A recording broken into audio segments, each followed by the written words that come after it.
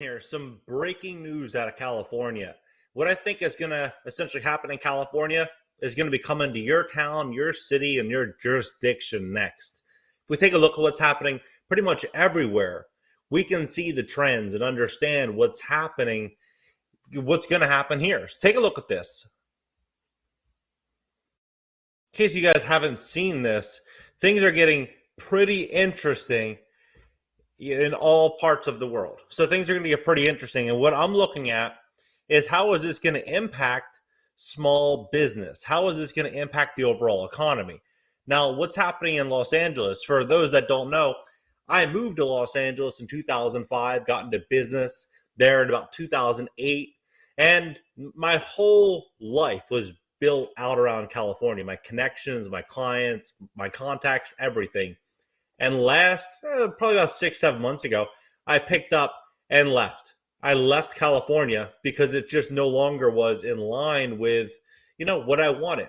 And now what we're seeing is a radical move in that economy and the way that people live that I think we're going to start to see a massive exodus. And I think we're going to ultimately see a huge crash in that market specifically. If you've never been to LA, a lot of the movies make it seem as though it's, everybody's rich, everybody's famous. But the reality is that that's a very small segment of the market. Most people in LA are, people that are just hardworking, everyday middle-class people that live outside the city. That is the demographic that's going to get hit the hardest, but that's most of the economy is built out of that. So what they're doing right now in LA is this new guideline. This new guideline is going to be an absolute game changer, This just came out, just went into effect. So yesterday, beginning to enforce the new law, right? And so it's for indoor restaurants, gyms, entertainment, rec facilities, personal care establishments, and some city buildings. But the citations are going to start at about $1,000 for the first one, for the second, and then $2,000 for the third, and then $5,000 for the fourth, and then it's just going to continue going from there, right? And so you ask yourself, you're like, okay, well, what is that going to look like? How is that going to be built out? And what I think is ultimately going to happen is I think that just like we have parking enforcement, I think the same thing is going to be true. So I think they'll just have enforcement that comes. And what I'm asking myself is what businesses, what neighborhoods are going to be able to withstand that and which neighborhoods are not, right? And so we know West LA, Beverly Hills, and Bel Air, and a lot of those communities, those people will probably do fine, right? But if you look at South LA, East LA, a lot of the hardworking neighborhoods that are, generally middle class or lower income, these neighborhoods, I think, they're going to step into some huge, huge problems there. Because when we look at the demographics of those that will be okay with that and those that have not, that definitely probably will not be okay with it, that's going to go all throughout California. And California as a whole is, it's not just the rich and the famous.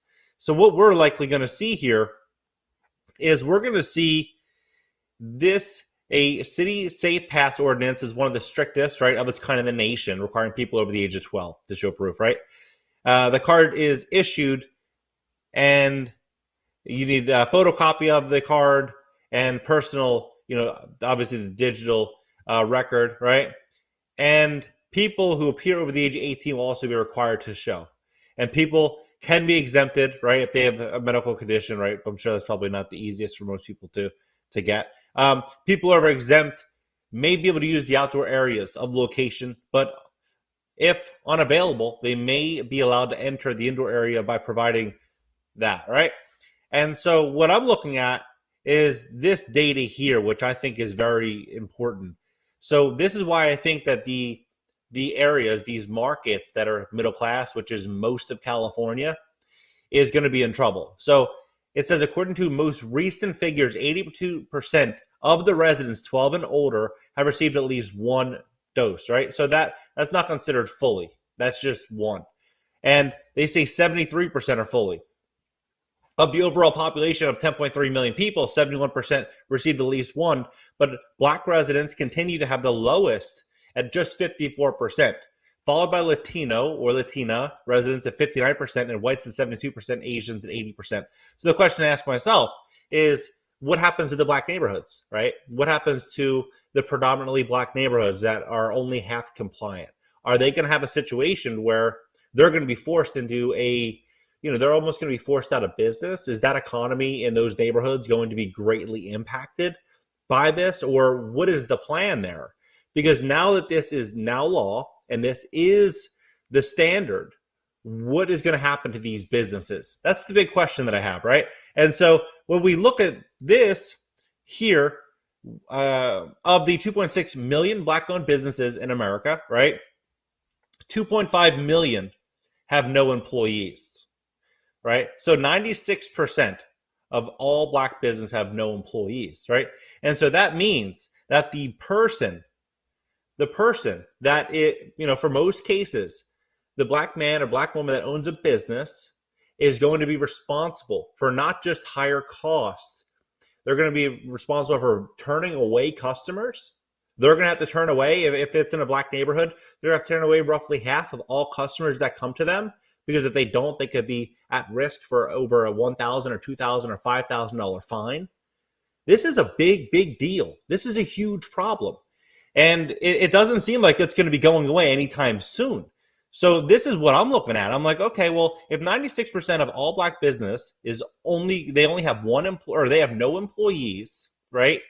And right now we're seeing that they're saying, yeah, it's only 54%, right, have the lowest rate. I don't know if that's fully considered fully or not fully, but what happens to the other 46%? That's the big question. Are we going to have a situation where we could have the big investors, the private equity investors, sitting on the sidelines knowing, hey, these neighborhoods could be in trouble under these provisions? And if that's the case, are they going to run out there and start trying to acquire these properties, right? That's a very scary situation, because people work their entire life to, get an auto mechanic off the ground, or a laundromat, or whatever the business is. They work their whole life for it. And then now this comes out, and they could lose their property. They could lose their livelihood. They could lose everything they worked for.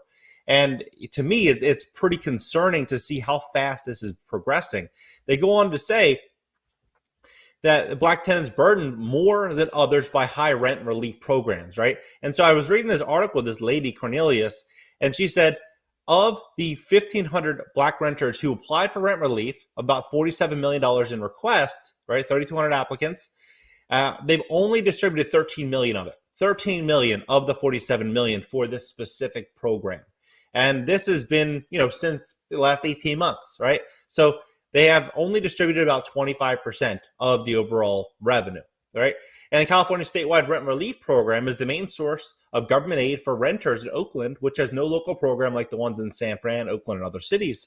Black renters across the country were already facing some of the highest levels of housing insecurity before the pandemic. The National Equity Atlas found that almost half of black renters were considered economically insecure, and rent-burdened renters are considered economically insecure when they make only about $25,000 a year for a single person, not even twice the federal poverty threshold, and rent-burdened when they spend more than 30% of their income on housing costs, right? And so this is the demographic that is going to be essentially pursued for fines, right?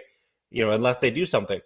Those trends have considered during the pandemic. A recent report by Zillow found that Black and Latina households continue to spend notably more of their income on rent than white and Asian households. In California, renters of color also reported being unable to keep up with their rent payments at a higher rate than white renters. In September of California, Housing Partnership reported 19% of black renters say they had trouble staying current with their rent, followed by 17% Latina and Asian renters, right?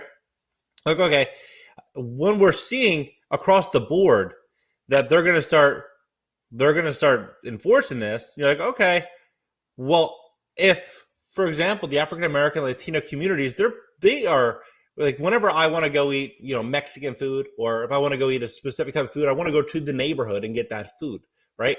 Now, when these communities are generally family run, some of the best tacos you'll get in LA are going to be, in near Downey or in South LA. You're going to go to these communities for that experience, right?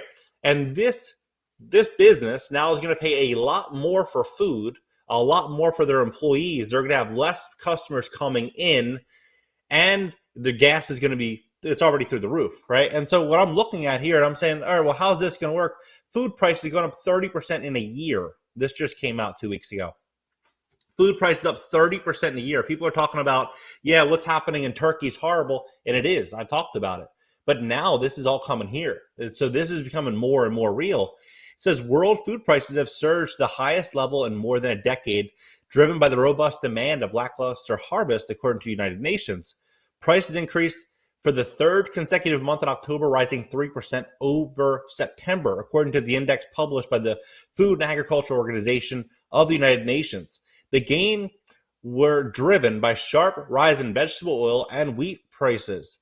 The FAO Food Price Index tracks monthly changes across the range of food commodities. The index is driven by more than 30% over the past year. It now stands at the highest level since July 2011. By the way, please smash that like button. When you hit the like button, YouTube is going to share this content, and hopefully we can get this in front of enough people to, make a difference.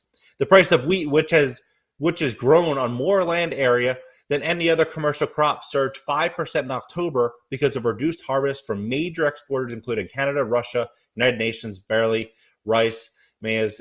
Prices also increased, right? So you're like, okay, food's going up high, sky high. Bezos and the other wealthy are just going to simply bake that in the cost, and they'll be able to do okay with it. But small businesses, those economies that are already struggling, the solopreneur economies that are, really America is built on, the side hustle economy, which is so huge. Like almost every household in America has somebody doing some type of side hustle. And that economy is going to be impacted. As gas prices stabilize across the nation, why does California fuel costs continue to rise? And so fuel prices hit an average of $4.17 for a regular unleaded gallon of gasoline, right? $4.17. They're saying that, by the way, that's going to double. The price for a barrel of oil is going to double by next year.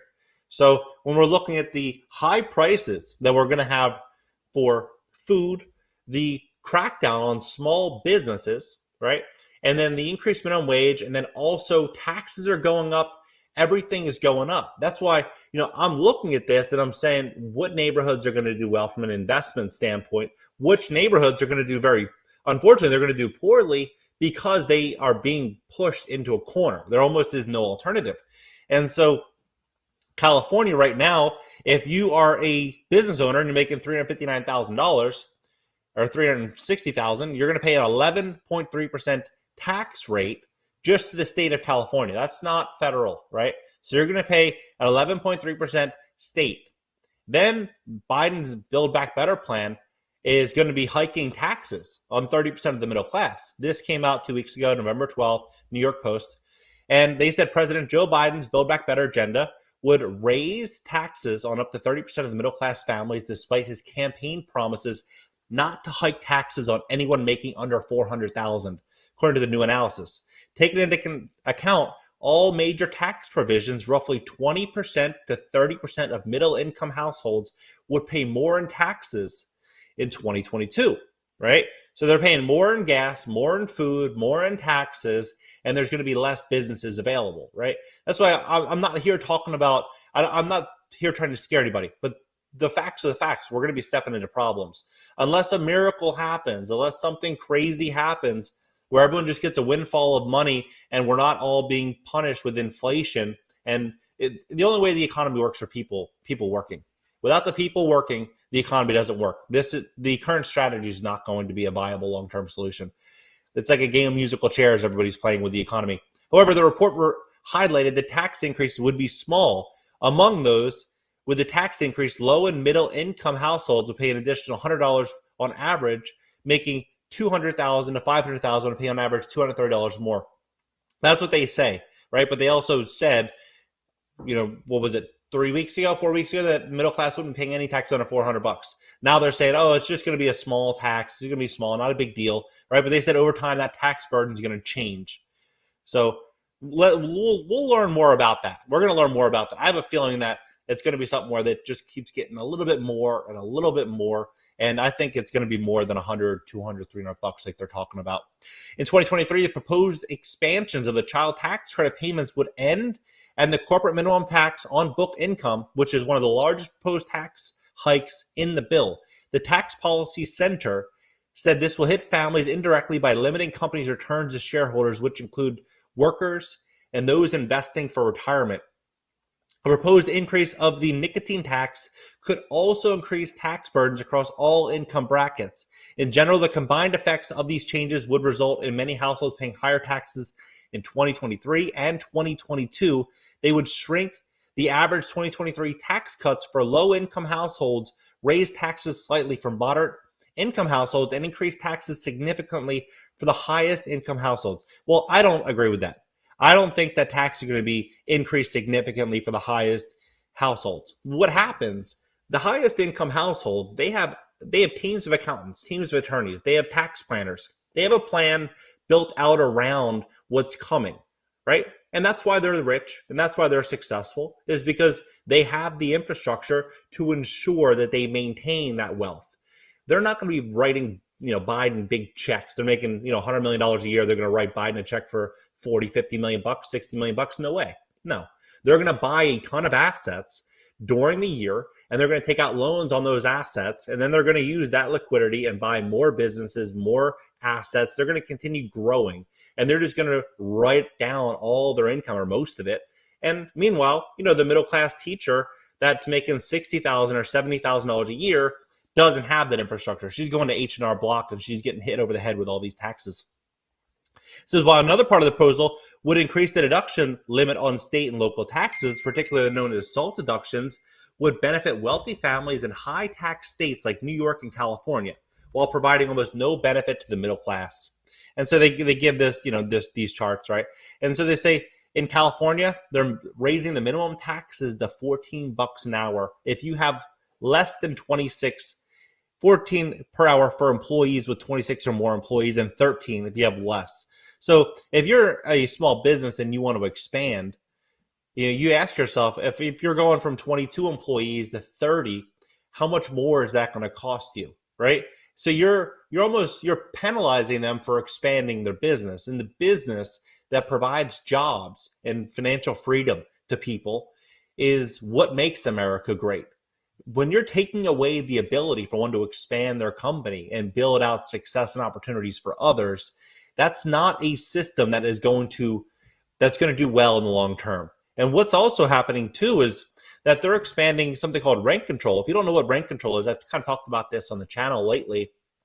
But essentially what this is it is a set of rules and guidelines in which landlords have to operate under that's mandated by the city or the state or jurisdiction. And essentially the landlord becomes the property manager in many ways, and a lot of the freedoms of being that owner, that property owner, is taken away, right? And they can impact your ability even to build property. It impacts everything. It really, really impacts in a big way, how much housing is available in a specific market. Because what they do is if rents are increasing by, for example, in this article here, they're saying that they will, for a cap of 3% annually. So if rents are going up by 10%, they're going to say, we're going to cap it at 3%. I believe rents are crazy. Everybody, I think, in this chat believes that rents are going through the roof, right? But also, so is inflation. And who's getting rich on the inflation? It's going to be the very, very wealthy that are getting rich during this inflation. And so if the cost to maintain the buildings is going from, calling a plumber out was $150 or $100 a couple of years ago, and maybe in 2 years the same job's $400, what's going to happen?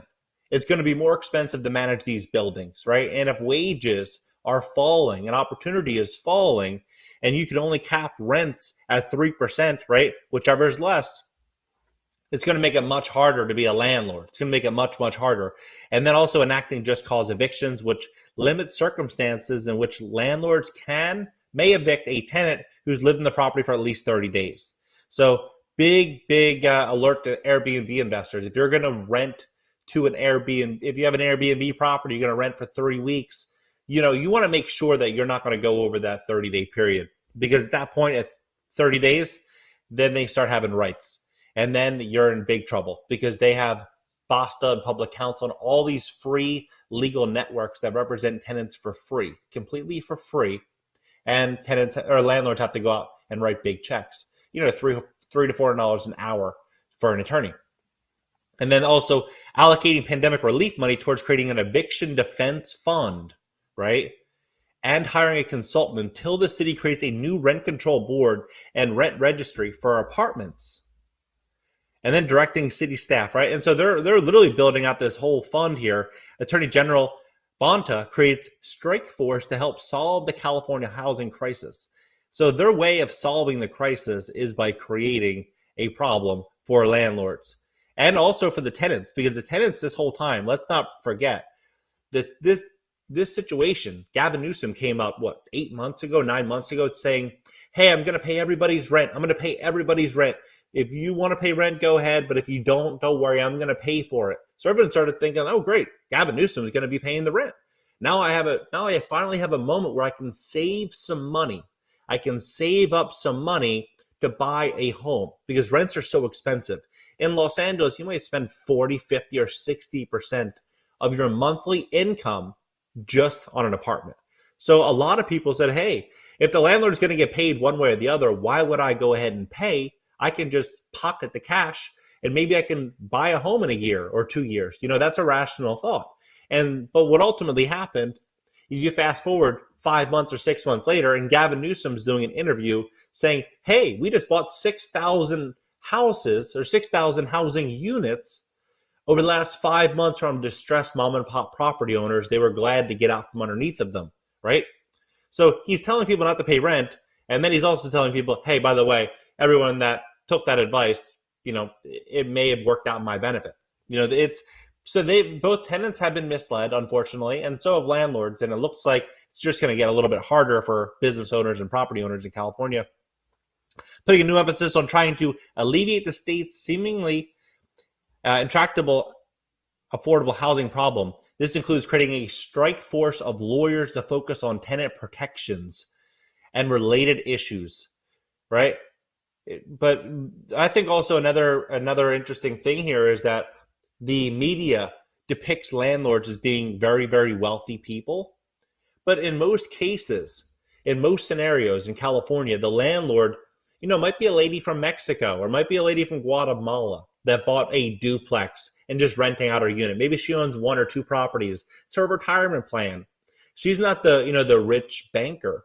But now when she has to, have a situation where, and in many of those cases, by the way, those small mom and pop landlords, they're really, really nice people. They really are nice people. They're not trying to rent gouge. But the big corporations that are going to acquire these properties when things hit the fan, they're going to rent gouge the heck out of those properties. And it's going to get so much harder. So a lot of people think, oh, good landlords are, they're bad people. Trust me, when the landlord is Facebook or the landlord is BlackRock, you're going to wish that you had, your former landlord. And that's what's going to happen right now. They sell this idea that a lot of landlords are bad people. I think a lot of landlords are actually really good people. But when these big corporations start stepping in, I think what we're going to see is a whole different understanding of a relationship between landlord and tenant. He noted Wednesday that the new law increases his authority to enforce state housing and zoning laws. That includes the added authority to sue if local governments don't boost their housing supply, including fair and affordable housing and rental properties. So they're going to be able to sue the local governments because people don't want to build housing, right? Well, who would want to really build housing there? Especially when housing costs are through the roof and people don't really have to pay rent. And even if they don't want to pay rent, then they're going to get free legal counsel as to, get an attorney to represent them. The new strike force, however, cannot help individuals. By law, the attorney general cannot represent one person at a time. She's a business owner who said she was wrongfully evicted from an apartment during the pandemic's eviction moratorium. I had to swallow my pride a lot and just be like, just know what you need help. She said she's floating from one friend's account to the next. I'm not going to lie. It's really set me back, right? She said you need 2 people. If you can get 2 people that basically confirm it, she's an attorney, can't help you specifically if multiple individuals complain, right? then they can do that. So a triplex, they can have two people say something. Seth Rogen, he came out and said that, living in a big city, I don't know if you guys heard about this. A lot of the smash and grabs that are happening all throughout LA, it's pretty bad. It's pretty bad. I actually had a run-in with Seth Rogen. This was, I don't know, 7, 8 years ago. Interesting story. I'm driving down Sunset. If you know where, the 101 is on Sunset, like heading towards East LA, there's a Denny's right there. And before that Denny's, I was driving and I noticed there was a dog that was a small dog. It was running, heading into Sunset traffic. And I told my wife to pull over the car, and I got out of the car trying to catch this dog. I didn't want the dog to get hit. And then ultimately what ended up happening is I saw another guy chasing the dog with me, and it was Seth Rogen. So me and Seth are trying to figure out how we're going to catch this dog, and the dog was running underneath cars, and it was a crazy situation. The owner ended up coming out and getting the dog. We didn't really have a conversation, me or Seth, but, he seemed like a nice, decent guy to pull over his car and try to, help me get this dog. But, he's coming out saying right now that, hey, that's life in the big city if your car gets broken into 15 times. Says Seth Rogen is getting roasted online for talking about this because everyone knows this guy here. He has a huge following. Casey, a huge following on YouTube. He had his car broken into. And now what they're saying also with this smash and grabs, this is happening all over the Grove. This is happening in downtown LA. People are hitting jewelry stores. They're hitting all the big spots. And LAPD is in a position now where they have to ask permission to enter schools because they defunded the cops, right? So LA is in a very interesting situation. Like, they're in a very interesting place. I think that these current guidelines are going to decimate black neighborhoods. I think they're going to decimate a lot of working class neighborhoods all throughout LA and California, right?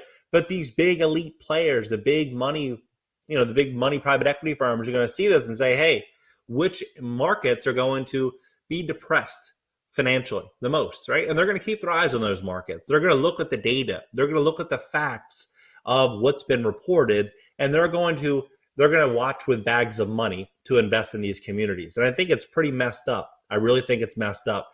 And I think LA is stepping into a world of problems. And when we look at what's happening in Greece, right? We look at what's happening in Greece, and we look at what's happening in California. We look at what's happening in New York. We look at what's happening all over the world. We start to see, hey, this is coming to our backyard next, right? It's coming to our backyard next. And what can we do to make smart financial decisions now to hedge our bets accordingly? I think the first is understanding the trends and seeing where things are going. I think we're stepping into a problem. We will see. I'll update you guys. Some really, really big news is coming out next day or so, and I'm going to bring a video talking to you guys about that. Hit the like button. Consider hitting the notification bell to join the next live stream. And I'm going to read some of these chats here, and we'll talk about it. What I see on TV and walk my door is complete opposite. Fully agree with you. Getting worse, crime everywhere. It's getting crazy.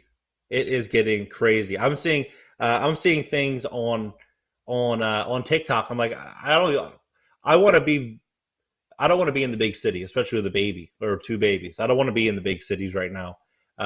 It's getting scary. I think actually one of the number one side hustles right now, if you have very little money, I mean almost no money, and you're asking yourself, how can I start a 6-figure or 7-figure business and I don't have any tech background? I don't know how to make money online. The number one thing, if you live in LA or New York City or any big city that I think has unlimited opportunity, it's going to be private security. So private security, I think, is going to be untouched. Like, the opportunities there are going to be unmatched because everybody that's making $500,000 or $600,000 a year in a household is going to want somebody that's going to be able to, when the wife wants to go to the store or when the husband wants to go out or the kids want to go to the park, they have somebody watching their back. That is going to become more and more in demand, I think, over the next couple of years as this middle class situation is getting eroded by a lot of the big changes that are coming here. So I think private security is going to be huge. I think that's going to be huge. And if a lot of people are they're out of a job anyway, and if they're tough, they understand security, they're they have maybe a background or a history in this. Even if you don't, I'm sure you can probably find people. You build out an online website and you start driving traffic there. It's, I think, a big opportunity. I was in Guadalajara, Mexico, I don't know, like 4 months ago, 3 months ago. I was there for a couple weeks, and I posted on Instagram. By the way, if you're not following me on Instagram, follow me on Instagram. At This Is John Williams. I give a lot more information on that platform, all my stories. But so on there, I was like, hey, anybody in Guadalajara, let's meet up for dinner. And a couple people hit me up, and I ended up going out to eat with a couple people, two different groups, and it was a cool situation, right? But they taught me that in Guadalajara, if you want real security for yourself and your family, it costs you about $1,500 a man. And if you want, obviously, 4 people, it's going to be $6,000 a month. And you pay these people, and they stay with you 24/7. They'll sit out front of your house. This could be a situation that becomes very normal in Los Angeles, in New York. Not now, but give it 6 months, give it maybe a year. You're going to start to see that as a growing trend, without question. You're going to see that as a growing trend. The smash and grabs we're seeing at Nordstrom's and Louis Vuitton, that's going to be coming to houses soon. There's no doubt, because it seems like the natural progression. But we'll see. We're going to see if this continues. I do think that private security is going to be a big opportunity, a very, very big opportunity. Yeah, a lot of people do not like Seth. I don't know the guy. I just had one little scenario. I had one little situation with the guy, and my situation with him was fine. He seemed decent. Let's see. If someone said, you mean a hot dog? I don't know what kind of dog it was. It was bigger than a hot dog, though. Bottom 6% of Americans have zero wealth. Yeah, I read an article yesterday saying half of Americans are going to go into debt this holiday season shopping. Half of Americans, right? It's a scary situation. BlackRock and Berkshire Hathaway will own your favorite taquerias one day.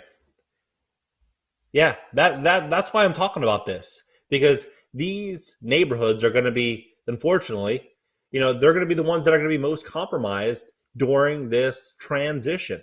And the big, the wealthy neighborhoods like Beverly Hills, Bel Air, Holmby Hills, Palisades, Brentwood, Malibu, these neighborhoods, these people are working from home. They're working from their office. They're not dealing face to face with customers on the street like, a taqueria would. And so they're in a completely different caliber. They're in a different league.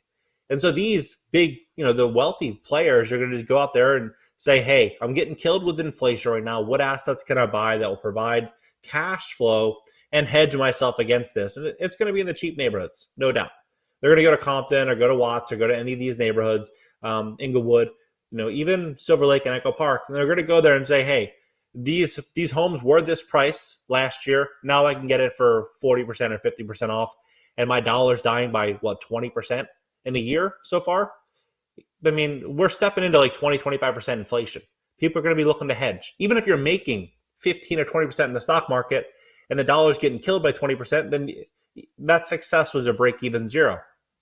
So people are going to be looking to invest heavily in real estate when things start to change. Getting ready to be crushed. Good time to buy silver. Yeah, I'm a big player, a big believer in silver, big believer in precious metals. I like silver, but think there may be a greater buying opportunity if and when the market crashes or stalls. Yeah, so the thing is, with that scenario, is going to be how there's going to be a capital cost with holding that money. So if we step into a scenario where they keep printing money month after month, and you wait for that buying opportunity for a year, you might lose 20 or 25% of your purchasing power just in that waiting period. But some people are willing to make that, they're willing to accept that loss. Look at Berkshire Hathaway. They're sitting on, like $150 billion in liquid dry powder right now. So they're accepting that loss in the short term. But I was listening to Ray Dalio today do an interview, and he was saying that no, what's ultimately happening right now is that cash is probably the worst thing that you should be in. And so there's smart minds on both sides of the field saying different things, and you just have to accept the responsibility with the outcome of either investing it now, hoping to have a hedge against inflation, or holding the cash and just taking the temporary losses on it. But interesting times. I'm going to give you guys an update in the next couple hours or something. I'm going to give you guys an update. I'm expecting some other big news. All right, guys, catch you later.